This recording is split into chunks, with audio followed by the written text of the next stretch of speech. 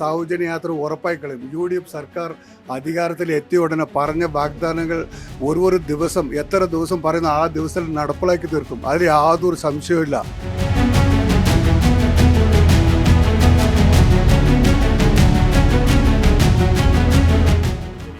നേരത്തെ പാർട്ടിയിലെ കമ്മ്യൂണിസ്റ്റിലുണ്ടായിരുന്നതാണല്ലോ. അപ്പോൾ അതുകൊണ്ട് ഇച്ചിരി വോട്ട് പുള്ളിക്ക് പോകാൻ ചാൻസ് ഉണ്ട്.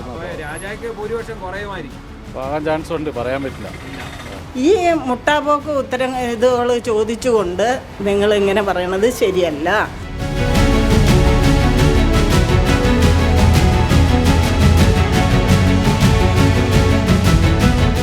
പട്ടിണിയില്ലാതെ മരുന്ന് അതുപോലെ എല്ലാ കാര്യങ്ങൾക്കും ഇന്ന് ഇത് വന്നേക്കണത് ഈ LDF സർക്കാർ അധികാരത്തിൽ വന്നേ പിന്നെയാണ്.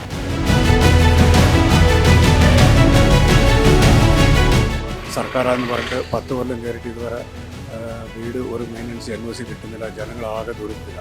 സ്ത്രീകൾക്ക് കൊടുക്കുമെന്നല്ലേ പറഞ്ഞേക്കണേ. ഈ സ്ത്രീകളെ പോലെ തന്നെയല്ലേ അതിൽ ആണുങ്ങളും. അതവർ പറ്റിക്കാനുള്ള വേലയല്ലേടാ.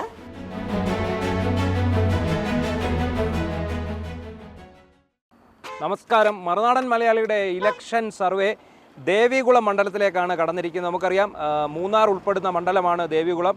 ഇവിടെ കടുത്ത പോരാട്ടമാണ് നടക്കുന്നത്. 2 രാജാമാരാണ് മത്സരിക്കുന്നത്. ഒന്ന് LDFന് വേണ്ടി സിറ്റിംഗ് MLA ആയിട്ടുള്ള A രാജയും UDFന് വേണ്ടി F രാജ. അദ്ദേഹം ആദ്യമായിട്ടാണ് ജനവിധി തേടുന്നത്. പിന്നെ ഏറ്റവും ശ്രദ്ധേയമായ സ്ഥാനാർത്ഥിത്വം S രാജേന്ദ്രൻ്റെയാണ്. ദേവികുളം മുൻ MLA കൂടിയായിട്ടുള്ള S രാജേന്ദ്രൻ. അദ്ദേഹം ഇപ്പോൾ ഇവിടെ NDA സ്ഥാനാർത്ഥിയായിട്ടാണ് ജനവിധി തേടുന്നത്. ഇവിടുത്തെ തോട്ടം മേഖലയാണ് ഇവിടെ ഏറ്റവും പ്രധാനമായിട്ടുള്ളത്. തോട്ടം മേഖലയിലെ പ്രശ്നങ്ങളാണ്. പിന്നെ ഉള്ളത് ഇവിടുത്തെ ഏറ്റവും വരുമാന മാർഗ്ഗം ടൂറിസമാണ്. നമുക്ക് ഈ മേഖലയിലെ പ്രശ്നങ്ങളാണ് ഈ ഇലക്ഷന് ചർച്ച ചെയ്യപ്പെടുന്നത്. എന്തായിരിക്കും ഇവിടുത്തെ നില, എന്തായിരിക്കും ഇവിടുത്തെ വോട്ടർമാരെ മനസ്സിലുള്ളത്? തമിഴ് വംശജരായിട്ടുള്ള വോട്ടർമാർ ഏറ്റവും കൂടുതൽ ഉള്ള ഒരു മണ്ഡലം കൂടിയാണ് ദേവികുളം എന്ന് പറയുന്നത്. ഇവിടുത്തെ തോട്ടം മേഖലയിലാകെയും തമിഴ് വംശജരായിട്ടുള്ള ആൾക്കാരാണ് ഉള്ളത്. അതുകൊണ്ട് തന്നെ ഇവിടുത്തെ ബോർഡുകളൊക്കെ തന്നെയും ഇലക്ഷൻ പ്രചാരണ ബോർഡുകളിൽ പകുതിയിലേറെയും തമിഴിലാണ് നമുക്ക് കാണാൻ സാധിക്കുന്നത്. ഈ 3 പേരും തമ്മിലുള്ള കടുത്ത മത്സരമാണെന്നാണ് നമുക്കിപ്പോൾ മനസ്സിലാക്കാൻ കഴിയുന്നത്. എന്താവും ദേവികുളം നമുക്ക് മുന്നിലേക്ക് നൽകുക? ദേവികുളത്ത് NDA വിജയം നേടുമോ? S രാജേന്ദ്രൻ 2 തവണ മുമ്പ് MLA ആയിട്ടുള്ള S രാജേന്ദ്രന് ഇത്തവണ ഇവിടെ ഒരു വിജയം നേടാൻ സാധിക്കുമോ? അതോ നവാഗതനായ F രാജയാണോ, സിറ്റിംഗ് MLA A രാജയാണോ വിജയിക്കുക എന്ന് നമുക്ക് സർവേയിലേക്ക് നീങ്ങാം. വരും.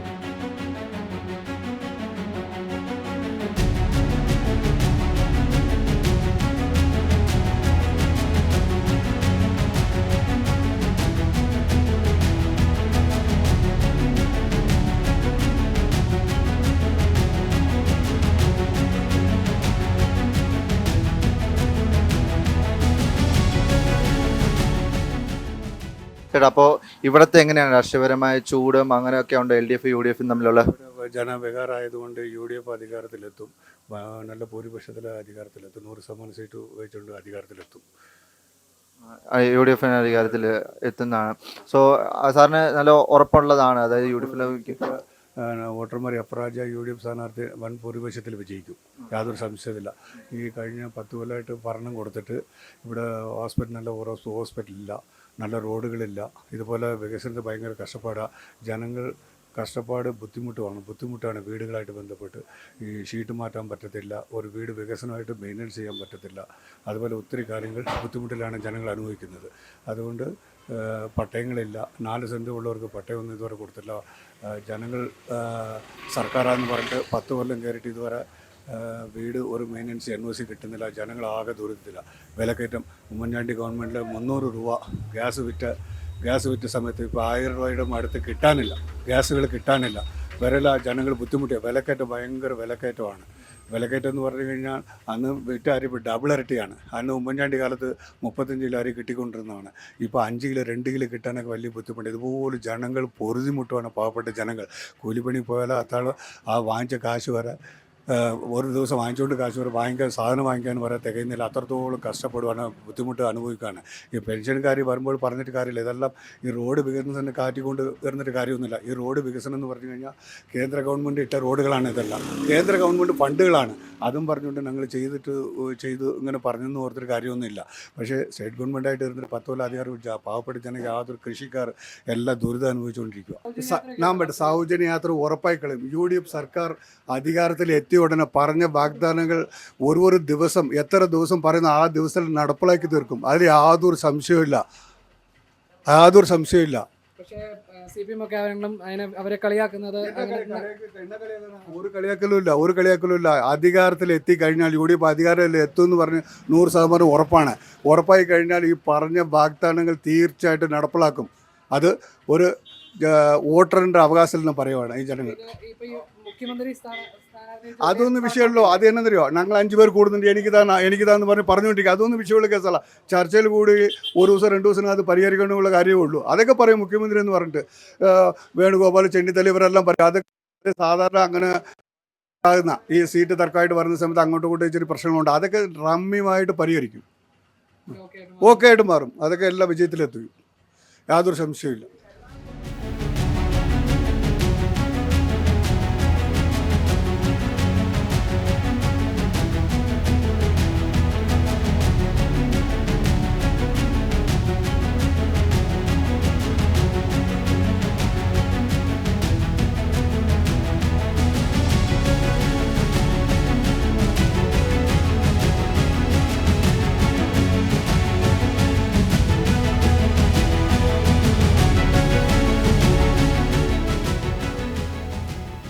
ആശുപത്രിയിൽ നിന്ന് പിഴയ്ക്കാതെ കത്രിക തന്നെ അകത്ത് കയറിയതല്ലല്ലോ. ഓപ്പറേഷൻ കഴിഞ്ഞ പിന്നെ അല്ലേ കത്രിക കയറിയ.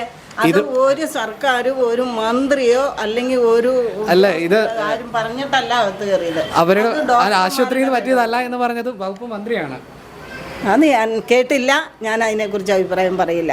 വകുപ്പ് മന്ത്രി ഇപ്പം ആശുപത്രിക്കാരുടെ കുറ്റമല്ല എന്ന് പറഞ്ഞു കാണൂല. എങ്ങനെയാണെങ്കിലും കത്രിക തന്നെ അകത്ത് കയറില്ല. അതെ, അതാണ് സാധാരണക്കാരെ ആൾക്കാർ ചോദിക്കുന്നത്. അപ്പം ആശുപത്രിയിൽ നിന്ന് അത് സംഭവിച്ച പിഴവാണല്ലോ. അത് ആശുപത്രിയിൽ നിന്ന് സംഭവിച്ച അത് പിഴവല്ല എന്ന് പറഞ്ഞത് മന്ത്രിയാണ്.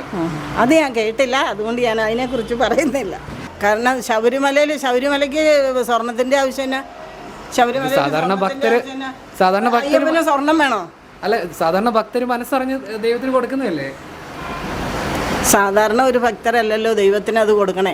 കെട്ട് കണക്കിന് അപ്പോഴേ നമ്മളിത് കൊടുക്കുമ്പം അല്ല മോഷ്ടിക്കാൻ നമുക്ക് എന്താ അർഹത? നമുക്ക് അർഹത എന്ന് പറഞ്ഞാൽ നമ്മളിൽ ആര് മോഷ്ടിച്ചത് ചുമതലയിലുള്ള ഇടത് അനുകൂല ആൾക്കാർ. ഇതൊക്കെ ഞാൻ പറയുമ്പോൾ ഞാൻ ഒരു കാര്യം കൂടെ പറയട്ടെ.